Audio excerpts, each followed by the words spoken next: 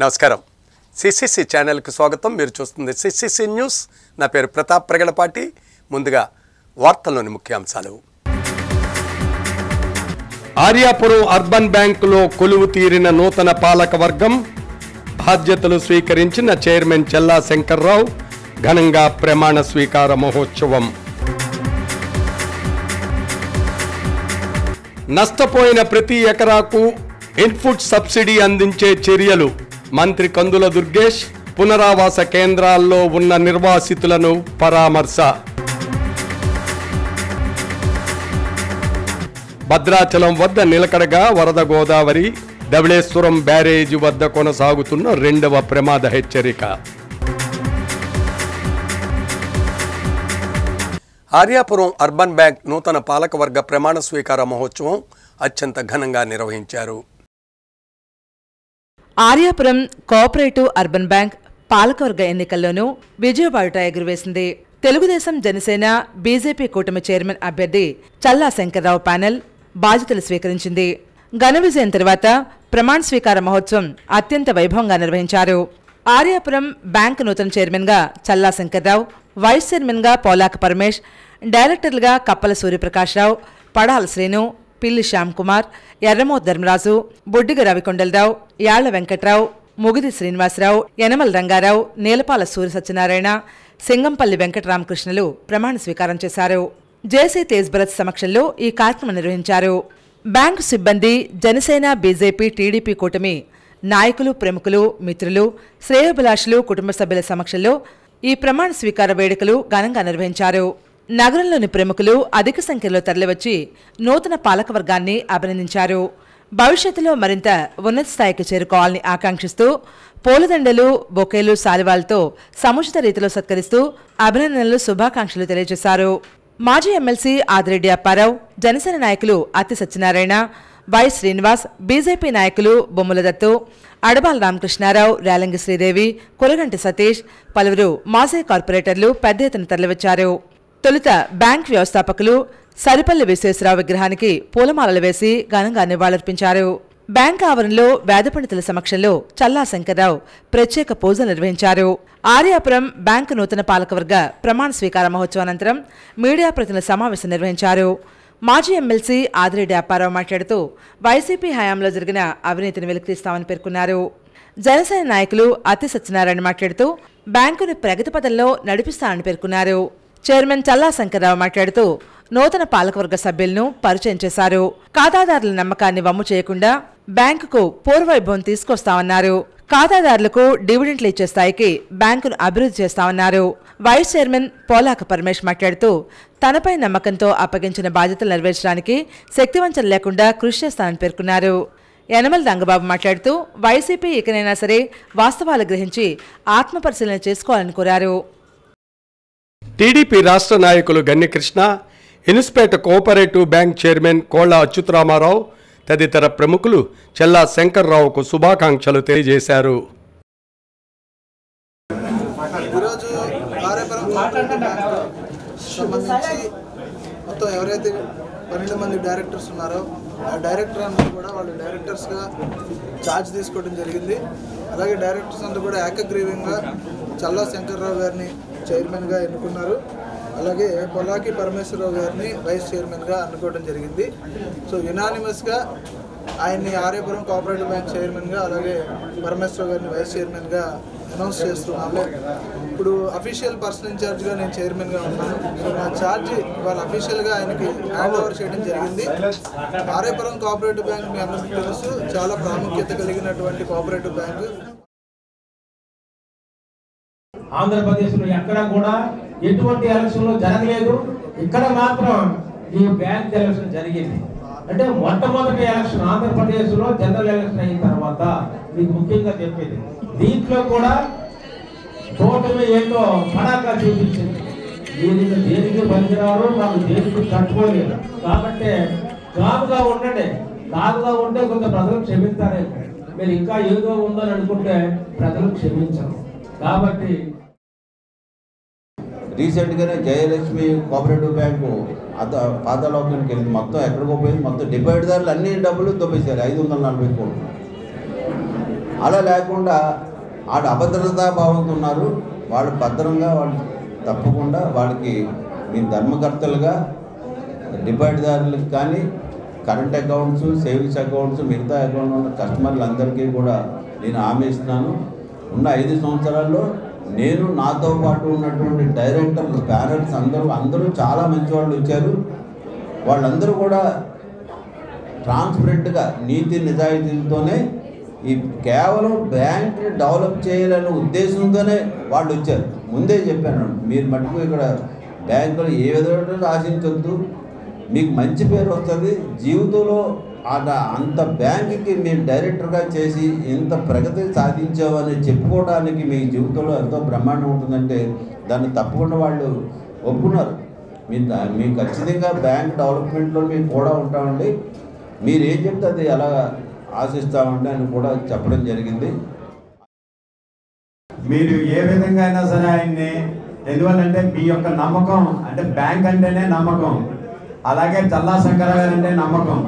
ఆ నమ్మకాన్ని మీరు గుర్తించి ఆయన దిగ్విజయంతో ఆ ప్యానెల్ గెలిపించారు. కాబట్టి మీ యొక్క ఏ రోజైతే సాధారణ ఎన్నికల్లో ఓటమి గెలిచిందో ప్రజలందరూ కూడా ఎంత ఆనందపడ్డారో ఈరోజు అదే విధంగా ఖాతాదారులందరూ ఆనందపడ్డారు. ప్రతి ఒక్క ఖాతాదారులు కూడా గమనిస్తూనే ఉన్నారు. ఏదైతే వైఎస్ఆర్సీపీ ఎలక్షన్ పెట్టకుండా ఈ 5 సంవత్సరాలు కాలయాపన చేసి కోర్టు వారు కూడా మీరు ఎలక్షన్స్ పెట్టండి అని ఆర్డర్ వేసిన చట్టం అంటే లెక్కలేదు, కోర్టు అంటే భయం లేదు. వారి స్వార్థం కోసం వారి కార్యకర్తల్ని నామినేటెడ్ బాడీ కింద వేసేసి వాళ్ళు ఇష్టారాజ్యం చేసేస్తుంటే కనీసం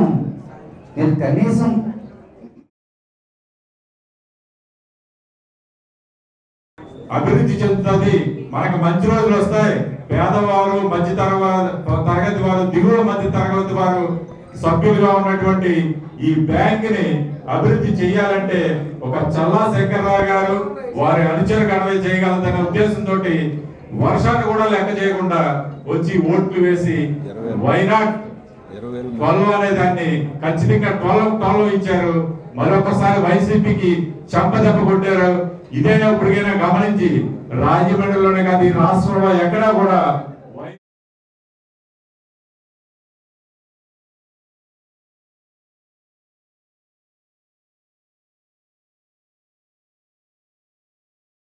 ఎర్రకాలవ వరద ఉధృతి వలన పంట పొలాలు నష్టపోవడమే కాకుండా గ్రామాల్లోకి నీరు చేరి ఇల్లు కూడా దెబ్బతినే పరిస్థితులు ఏర్పడ్డాయని, ఎర్రకాలువ వరద నియంత్రణకు శాశ్వత పరిష్కారం దిశగా రాష్ట్ర ప్రభుత్వం చర్యలు చేపడుతుందని రాష్ట్ర పర్యాటక, సాంస్కృతిక, సినిమాటోగ్రఫీ శాఖ మంత్రి కందుల దుర్గేష్ పేర్కొన్నారు.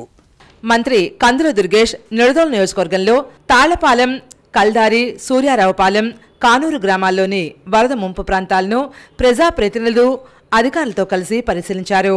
ఈ సందర్భంగా మంత్రి కందుల దుర్గేష్ తాళ్లపాలెం, కల్దారి, సూర్యారావుపాలెం, కానూరు వరద ముంపు ప్రాంతాల్లోని గ్రామాల్లో పర్యటించి స్వయంగా గ్రామాల్లోని వీధులు జలమయం కావడంతో మోకాల్లోతు ఉన్న నీటిలోనే ఇంటింటికి తిరిగి ప్రజలను పరామర్శించారు. స్థానికంగా ఏర్పాటు చేసిన పునరావాస కేంద్రాలను సందర్శించి ప్రజలకు అందుతున్న మౌలిక సదుపాయాలు, వారి యోగక్షేమాలను అడిగి తెలుసుకున్నారు. ప్రజల ఆరోగ్య దృష్ట్యా ఏర్పాటు చేసిన వైద్య శిబిరాన్ని సందర్శించి వైద్య సిబ్బంది నిరంతరం ప్రజలకు అందుబాటులో ఉండాలని వైద్యులకు సూచించారు. ఈ సందర్భంగా మంత్రి కందుల దుర్గేష్ మాట్లాడుతూ ప్రతి ఏడాది ఎర్రకాలువ వరద ఉధృతి వలన వేలాది ఎకరాల పంట నష్టంతో పాటు గ్రామాల్లోకి వరద నీరు చేరి ప్రజలు ఇబ్బందులు పాలవుతున్నారని పేర్కొన్నారు. ఎర్రకాలువ వరద నియంత్రణకు శాశ్వత పరిష్కారం దిశగా ఏటిగట్టు పటిష్టత చేసేటువంటి విధంగా ఆధునీకరణ పనులను ప్రభుత్వం చేపట్టే విధంగా చర్యలు తీసుకోవడం జరుగుతోందన్నారు. గత ప్రభుత్వం గడిచిన 5 ఏళ్లలో ఎర్రకాలువ వరద నియంత్రణ పటిష్టతకు ఎటువంటి చర్యలు చేపట్టలేదన్నారు. భవిష్యత్తులో ఎర్రకాలువ ముంపు నివారణ లక్ష్యంగా ఏటిగట్లను పటిష్టపరిచే విధంగా ఆధునీకరణ పనులను చేపట్టడం జరుగుతోందన్నారు.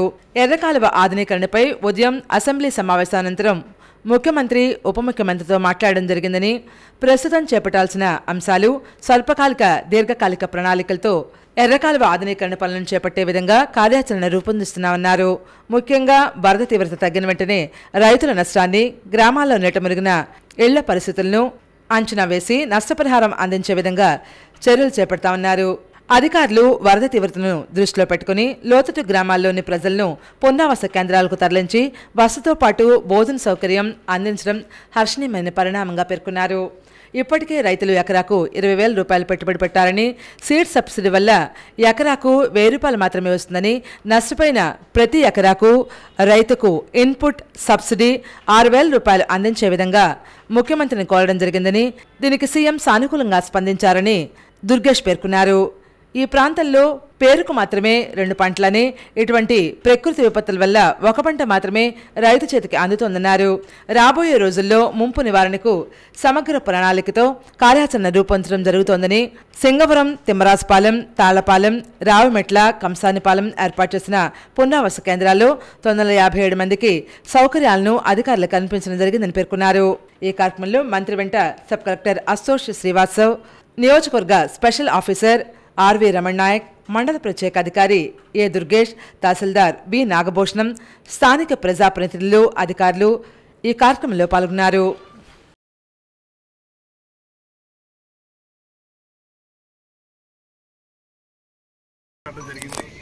ముఖ్యంగా ఈ ప్రాంతంలో మోడర్నైజేషన్ ఏదైతే ఉందో, కెనాల్ మోడర్నైజేషన్ అనేటువంటి కార్యక్రమం, ఆధునీకరణ అనేటువంటి కార్యక్రమం ఏదైతే ఉందో దాన్ని చేపట్టాల్సి ఉంది. దాని ద్వారా ఏటిగట్లని పటిష్టపరుచుకుంటే కొంత మేరకు మనకి నీరు లోపలికి రాకుండా ఉంటుంది. బలహీనపడినటువంటి ఏటిగట్ల వల్ల వచ్చే ప్రమాదం ఏంటంటే కొద్దిపాటి ప్రవాహానికే గట్లు తెగిపోతున్నాయి, గళ్ళు పడుతున్నాయి. దానివల్ల నీరంతా ఊళ్ళ మీదకి వచ్చి పడిపోతుంది. దీనికి ఒక పక్కన ఎర్రకాలువ నుంచి వచ్చేటువంటి ఆ గేట్లు సరిగ్గా నిర్మించలేదనేటువంటి మాట కూడా వినపడుతుంది. ఆ గేట్లు నిర్మించడం, అదేవిధంగా ఏటిగట్లని పటిష్టపరుచుకోవటం, తద్వారా నీరు ఇక్కడికి రాకుండా చూడటం, ఈ రకమైనటువంటి ఒక సమగ్రమైనటువంటి ప్రణాళికతోటి ముందుకెళ్లాల్సినటువంటి అవసరం ఉంది. దానికి పూర్తిగా ఆధునీకరణ అనేటువంటి కార్యక్రమమే సరైన సమాధానం అవుతుందనేటువంటి మాటలు నమ్ముతున్నాం. దాని మీద కూడా చర్చించి రాబోయే రోజుల్లో ఏం చేయగలుగుతాం అనేటువంటి దాన్ని తప్పనిసరిగా చేసి ప్రాంతాన్ని ముంపు నుంచి కాపాడడానికి, ముఖ్యంగా ఇలాంటి గ్రామాలు ముంపులో మునిగిపోయి నీళ్లన్నీ ఇళ్లలోకి వచ్చి ఇబ్బంది పడేటువంటి పరిస్థితి నుంచి ప్రజలను కాపాడే విధంగా ఈ ప్రభుత్వం తప్పనిసరిగా ఒక కార్యాచరణను ఏర్పాటు చేసుకుని ఒక రోజు ఆలస్యమైనా కూడా తప్పనిసరిగా అమలు చేస్తామనేటువంటి మాటని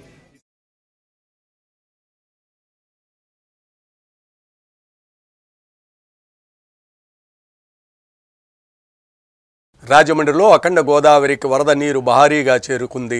ధవళేశ్వరంలో 14.60 అడుగుల ఎత్తున నీటి ప్రవాహం ఉంది. 14,09,718 క్యూసెక్కుల నీటిని సముద్రంలోకి విడుదల చేస్తున్నారు. ప్రస్తుతం 2వ ప్రమాద హెచ్చరిక కొనసాగిస్తున్నారు. భద్రాచలం వద్ద వరద స్వల్పంగా తగ్గి గోదావరి నిలకడగా ప్రవహిస్తుందని సమాచారం అందుతుంది. ఉమ్మడి తూర్పుగోదావరి జిల్లాలో గోదావరి నీటి మట్టం గంట గంటకు పెరుగుతోంది. ధవళేశ్వరం కాటన్ బ్యారేజ్ వద్ద 2వ ప్రమాద హెచ్చరిక కొనసాగుతోంది. సోమవారం అర్ధరాత్రి 2 గంటలకు 2వ ప్రమాద హెచ్చరికను అధికారులు జారీ చేశారు. కాటన్ బ్యారేజ్ వద్ద గేట్లు ఎత్తి దిగువ ప్రాంతానికి నీటిని వదులుతున్నారు. సుమారు 13,14,000 క్యూసెక్కుల నీటిని దిగువ ప్రాంతానికి వదులుతున్నారు. ఈ రోజు ఉదయం 7 గంటల వరకు ధవళేశ్వరం కాటన్ బ్యారేజ్ వద్ద నీటి మట్టం 14 అడుగులు చేరింది. ఏజెన్సీలో గంట గంటకు వరద ప్రభావం పెరగడంతో ముంపు ప్రాంతాల ప్రజలను అధికారులు అప్రమత్తం చేశారు. చింతూరు జాతీయ రహదారి NH30 పైకి వరద నీరు చేరింది. చింతూరు నుండి భద్రాచలం వెళ్లే రహదారిపై వరద నీరు చేరడంతో రాకపోకలకు తీవ్ర అంతరాయం ఏర్పడింది. విఆర్పురం మండలం చింతలదేవుపల్లి, తుష్టివారిగూడెం గ్రామాల వద్ద వరద నీరు పోటెత్తడంతో రాకపోకలకు తీవ్ర అంతరాయం ఏర్పడింది. కోనవరం, శబరి, గోదావరి సంగమం వద్ద బ్రిడ్జిను ఆనుకుని వరద నీరు ప్రవహిస్తోంది. 4 మండలాల్లో సుమారు 250 గ్రామాలకు రాకపోకలు పూర్తిగా నిలిచిపోయాయి. లోతట్టు గ్రామాల ప్రజలను అల్లూరు జిల్లా కలెక్టర్ ఏఎస్ దినేష్ కుమార్ అప్రమత్తం చేశారు. లోతట్టు ప్రాంతాల ప్రజలను తరలించడానికి 18 లాంచీలను అధికారులు ఏర్పాటు చేశారు. ధవళేశ్వరం కాటన్ బ్యారేజ్ వద్ద 14.4 అడుగులకు నీటి మట్టం చేరింది. సుమారు 13,80,744 క్యూసెక్కుల నీటిని దిగువ ప్రాంతానికి వదులుతున్నారు. ఎగువన కురుస్తున్న భారీ వర్షాలతో గోదావరి ఒక్కసారిగా ఉగ్రరూపం దాల్చింది. భద్రాచలం వద్ద గోదావరి పరవళ్లు తొక్కుతోంది. 3వ ప్రమాదక హెచ్చరిక జారీ చేసే దిశగా ఉధృతి పెరుగుతోంది. 51.1 అడుగుల నీటి మట్టం దాటేసింది. 13,18,860 క్యూసెక్ల వరద ఉధృతి పెరిగింది. 53 అడుగులు దాటగానే 3వ ప్రమాద హెచ్చరిక జారీ చేసే అవకాశం ఉంటుందని అంచనా వేస్తున్నారు. కాగా సోమవారం అధికారులు 2వ ప్రమాద హెచ్చరికను జారీ చేశారు. మేడిగడ్డ వద్ద ఏకంగా 9 లీటర్ల ఎత్తున ప్రవాహం కొనసాగుతోంది. మరోవైపు కృష్ణా బేసిన్లో శ్రీశైలానికి భారీ వరద వస్తోంది. జోరాలతో పాటు తుంగభద్ర నుంచి నీటిని విడుదల చేయడంతో సుమారు 2 లక్షల క్యూసెక్కుల ప్రవాహం శ్రీశైల జలాశయానికి చేరుతోంది. రాష్ట్రంలో వర్షాలు తగ్గుముఖం పట్టినా పలు వాగులు వంకలు ఇంకా ఉప్పొంగి ప్రవహిస్తూనే ఉన్నాయి. కొన్ని జిల్లాల్లో కలవెట్టర్లు రోడ్లు కొట్టుకుపోగా వేలాది ఎకరాల్లో పంటలు నీట మునిగాయి. మరోవైపు వచ్చే 3 రోజుల పాటు రాష్ట్ర వ్యాప్తంగా వర్షాలు కురుస్తాయని వాతావరణ శాఖ హెచ్చరించడంతో అధికార యంత్రాంగం అప్రమత్తంగా ఉండాలని, ముందస్తు చర్యలు చేపట్టాలని పిఎస్ శాంతికుమారి ఆదేశించారు. భద్రాచలం వద్ద 4 రోజులుగా క్రమంగా పెరుగుతూ వచ్చిన ప్రవాహం సోమవారం అర్ధరాత్రి వరకు 50.6 అడుగులకు చేరింది. ఎగువ నుంచి భారీగా వరద కొనసాగడంతో మంగళవారం తుది ప్రమాద హెచ్చరిక 53 అడుగులు దాటే అవకాశం ఉందని అధికారులు అంచనా వేస్తున్నారు. దేవస్థానానికి సంబంధించిన స్నానఘట్టాల వద్ద దిగువన ఉన్న కళ్యాణకట్ట కింది భాగం పూర్తిగా మునిగిపోయింది. ఇంకా కొన్ని ప్రాంతాలు ముంపు బారిన పడే అవకాశం ఉందన్న అంచనాలతో 111 గ్రామాల ప్రజలను అధికార యంత్రాంగం ఇప్పటికే అప్రమత్తం చేస్తుంది. తుది ప్రమాద హెచ్చరిక జారీ చేస్తే దుమ్మగూడెం, చర్ల మండలంలోని పలు గ్రామాల్లోకి నీరు చేరే అవకాశం ఉందని అంచనా వేస్తున్నారు.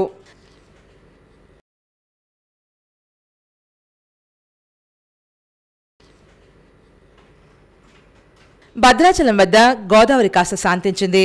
ఇవాళ ఉదయం 51.6 అడుగులకు చేరిన వరద ప్రవాహం మధ్యాహ్నం 1 గంటకు 51.2 అడుగులకు తగ్గింది. ప్రస్తుతం 2వ ప్రమాద హెచ్చరిక కొనసాగుతుండగా వర్షాలు తగ్గడంతో వరద ప్రవాహం క్రమంగా తగ్గుతోందని అధికారులు అంచనా వేస్తున్నారు. భద్రాద్రి వద్ద శాంతిస్తున్న గోదారమ్మ 51.2 అడుగుల వద్ద వరద ప్రవాహం ఉంది.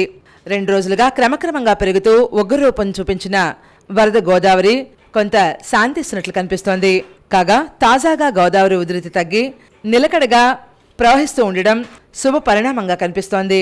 గోదావరి వరదల నేపథ్యంలో గత కొన్నేళ్లుగా నదీ పరివాహక ప్రాంత వాసులకు సేవలు అందిస్తున్న ఎన్టీఆర్ఎఫ్ బృందం ఈ ఏడాది సైతం తమ సేవలను అందించేందుకు ఇప్పటికే భద్రాద్రి చేరుకుంది.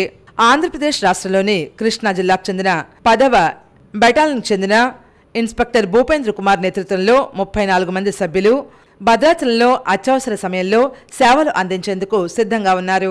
గోదావరి నది పరివాహక ప్రాంతంలోని చెర్ల, దుమ్మగూడెం తదితర ముంపు ప్రాంతాల ప్రజల సమీపంలో ఏర్పాటు చేసిన పునరావాస కేంద్రాలకు వచ్చేందుకు ఫ్లడ్ డ్యూటీ అధికారులకు సహకరించాలని కలెక్టర్ జితేష్ పాటిల్ ఇప్పటికే ఆదేశాలు జారీ చేశారు.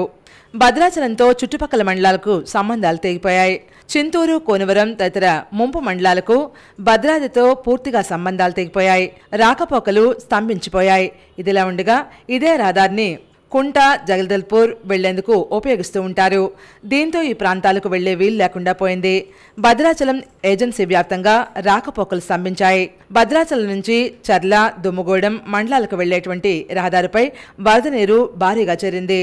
తురుబాక బ్రిడ్జి వద్దకు సైతం వరద నీరు చేరింది. ముందస్తు చర్యల్లో భాగంగా అధికారులు బారికేడ్లు ఏర్పాటు చేశారు. అశ్వాపురం మండలం మొండికుంట నుంచి ఎరవండి వెళ్లే ప్రధాన రహదారిపై కడియాల బుడ్డివాగు రహదారిపైకి గోదావరి వరద నీరు వచ్చి చేరడంతో రాకపోకలు నిలిచిపోయాయి. 2 రోజులుగా ఎగిసిపడిన గోదావరి ప్రవాహం ప్రస్తుతం నిలకడగా కొనసాగుతుండటంతో అధికారులతో పాటు ముంపు ప్రాంతాల ప్రజలు ఊపిరి పీల్చుకుంటున్నారు. వర్షాలు తగ్గడంతో వరద ప్రవాహం తగ్గుతోందని అధికారులు అంచనా వేస్తున్నారు.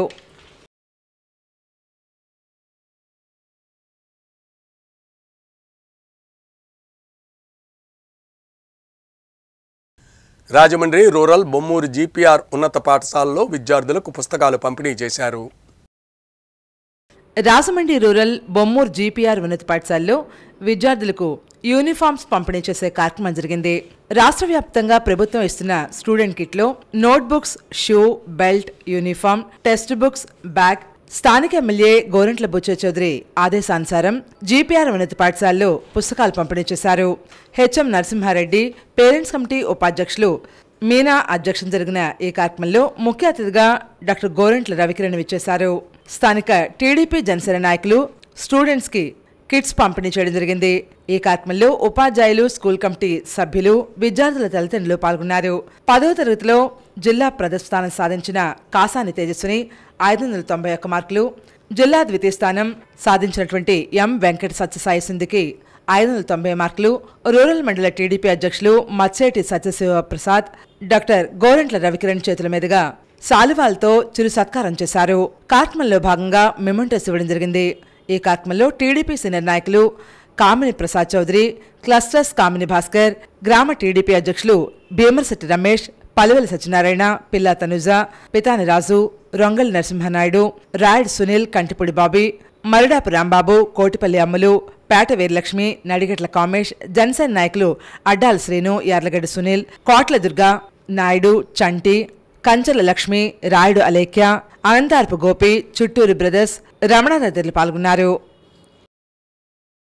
సెకండ్ ప్లేస్ రావడం అనేది చాలా గర్వంగా ఉంది. అండ్ వీళ్ళు ఏదైతే సాధించారో దాన్ని మిగతా పిల్లలు, తల్లిదండ్రులు కూడా మనం ఎక్కడ చదువుతున్నాం అన్నది కాకుండా చాలా కష్టపడి ఇక్కడ ఉన్న పిల్లలకి పాఠం చెప్తూ చాలామంది మంచి ఉపాధ్యాయులు ఉన్నారు, ప్రిన్సిపల్ గారు ఉన్నారు. సో వీళ్ళని మీరు స్ఫూర్తిగా తీసుకుని అందరూ కూడా మీరు కూడా బాగా ఈ ప్రైవేట్ స్కూల్స్తో పాటు పోటీ పడగలం అనే మెసేజ్ని వీళ్ళిద్దరి ద్వారా నేను తీసుకోవాలని కోరుతున్నాను. చిన్న సమస్య వచ్చినా పెద్ద సమస్య వచ్చినా ఇక్కడ ఏ సమస్య వచ్చినా ఇబ్బంది వచ్చినా సార్ అందుబాటులో ఉండవు, ఏ గొడవ వచ్చినా సార్. గత 3 సంవత్సరాల నుంచి స్కూల్కి రావడం మానేసాం.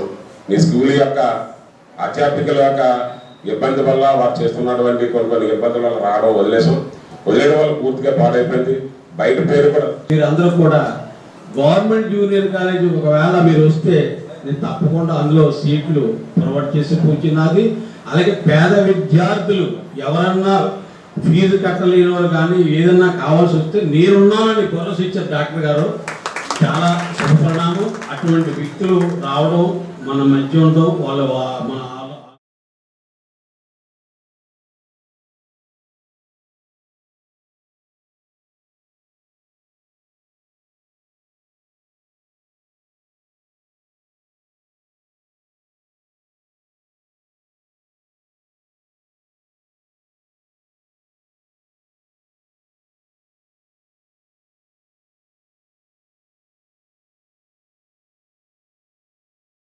రాజమండ్రి శ్రీదేవి కళ్యాణ మండపంలో శ్రీదేవి ఉత్సవ కమిటీ ఆధ్వర్యంలో Veerabhadrapuram Battula Mallikarjunarao municipal elementary school విద్యార్థులకు నోట్ పుస్తకాలు పంపిణీ చేశారు.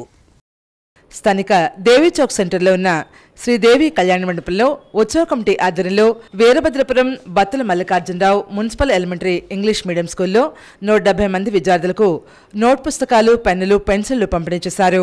ఈ కార్యక్రమంలో శ్రీదేవి ఉత్సవ కమిటీ అధ్యక్షులు బత్తుల రాజరాజేశ్వరరావు, ఉపాధ్యక్షులు గంధం భైరవస్వామి, ఆకుల వెంకటేశ్వరరావు, సెక్రటరీ పడాల కోటేశ్వరరావు, సిహెచ్ మురళి, సాంబం రాచకొండ కాశీ, గంధం రామకృష్ణ, ఎండమూరి భాస్కర్రావు, కమిటీ సభ్యులు, స్కూల్ యాజమాన్యం పాల్గొన్నారు.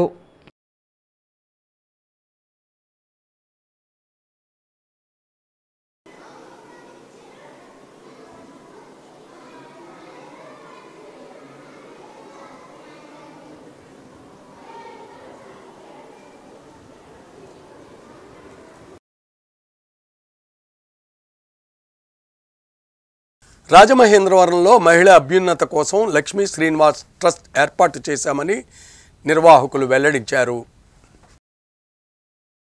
లక్ష్మీ శ్రీనివాస్ ట్రస్ట్ ఆవిర్భావ కార్యక్రమానికి స్వర్ణాంధ్ర కల్చరల్ అసోసియేషన్ అధ్యక్షులు గొబ్బలు రాంబాబు విచ్చేశారు. రాజమండ్రి లా కళాశాల ఆవరణలో ఈ కార్యక్రమం నిర్వహించారు. ఈ కార్యక్రమంలో గొబ్బలు రాంబాబు మాట్లాడుతూ తల్లిదండ్రులైన శ్రీనివాస్, లక్ష్మీ శ్రీనివాసుల పేరు మీదుగా ట్రస్ట్ ఏర్పాటు చేసినందుకు కళాశాల డైరెక్టర్ శరత్ కృష్ణను అభినందించారు. ఈ ఆవిష్కార మహోత్సవ సభకు ప్రముఖ న్యాయవాది, కళాశాల అధ్యాపకులు పి శ్రీనివాస్ అధ్యక్షత వహించారు. ప్రముఖ సంఘ సేవకురాలు, కళాశాల ఉపాధ్యక్షురాలు లక్ష్మీ శ్రీనివాస్ మాట్లాడుతూ తన భర్త శ్రీనివాస్ ఎంతో మంది పేదలకు, న్యాయ విద్యార్థులకు సహాయం చేసేవారని, వారి స్ఫూర్తితో ప్రారంభించిన ట్రస్ట్ను అందరూ ఆశీర్వదించాలని కోరారు. డైరెక్టర్ శరత్కృష్ణ మాట్లాడుతూ తన నాయనమ్మ శారదారావు, తల్లి లక్ష్మీ శ్రీనివాస్ స్ఫూర్తితో ఈ ట్రస్ట్ని ప్రారంభించినట్లు చెప్పారు. ఈ కార్యక్రమంలో కళాశాల ప్రిన్సిపల్ ఎస్ మధుసూదన్ రావు, కళాశాల అడ్మినిస్ట్రేటివ్ ఆఫీసర్ లక్ష్మణరావు తదితరులు పాల్గొన్నారు. ఈ కార్యక్రమంలో భాగంగా రక్తదానం నిర్వహించారు. మరి భవిష్యత్తులో రాజమండ్రి నగరంలో ఎలాగైతే జిఎస్కేఎం లా కళాశాల ఈ రాజమండ్రికి కేంద్రంగా ఉందో, కేంద్ర బిందువుగా ఉందో న్యాయ విద్యకి, మరి శరత్ కృష్ణ ఆలోచనలో లక్ష్మీ శ్రీనివాస్ ట్రస్ట్ కూడా ఒక ప్రత్యేకమైనటువంటి ట్రస్ట్గా రాజమండ్రి ప్రజానికానికి సేవలు అందించాలని నేను మనస్ఫూర్తిగా కోరుకుంటున్నాను. ఈరోజు ఇది స్వర్ణాంధ్ర నిర్వాహకులుగా నేను ఈ ట్రస్టు ప్రారంభించడం, నా చేతుల మీదుగా ప్రారంభించడం నేను ఒక అదృష్టంగా భావిస్తున్నాను. అందుకు ఈ జిఎస్కేఎం లా మెయిన్ గవర్నమెంట్తో డిస్కస్ చేసి, ఇక్కడ ఉన్న మన local MLAs and minister and ఎంపీలతో డిస్కస్ చేసి ఎలాగా తగ్గించాలి, అట్లీస్ట్ మనం నిర్మించలేకపోయినా ఎలా తగ్గించాలనేది మెయిన్ ఉద్దేశం. అలాగే దీంతోపాటు రక్తదానం చేయడం అండ్ రెగ్యులర్గా క్యాంపులు కండక్ట్ చేయడం అండ్ మెడికల్ క్యాంపులు కండక్ట్ చేయడం అండ్ పిల్లలకి